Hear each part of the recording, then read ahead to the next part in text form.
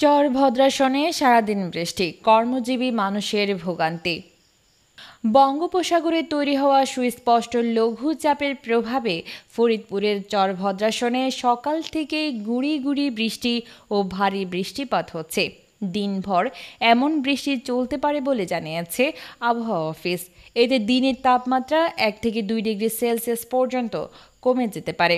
বৃহস্পতিবার সকাল থেকেই চরভদ্রাসনের ঝোড়ো হাওয়ার সাথে বৃষ্টিপাত শুরু হয়েছে। এতে কর্মজীবী মানুষের ভোগান্তি পোহাতে হচ্ছে। নিম্নচাপের প্রভাবেই এমন বৃষ্টি হচ্ছে বলে জানিয়েছে আবহাওয়া অধিদপ্তর।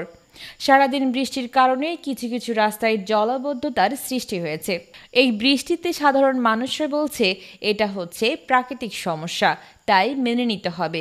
কিন্তু আমরা যারা দিনে আনি দিন খাই, আমাদের কি হবে বলেন? ঘর থেকে বের হতে পারছি না। কাজে না গেলে কিভাবে বাজার করব আর কিভাবে খাবো?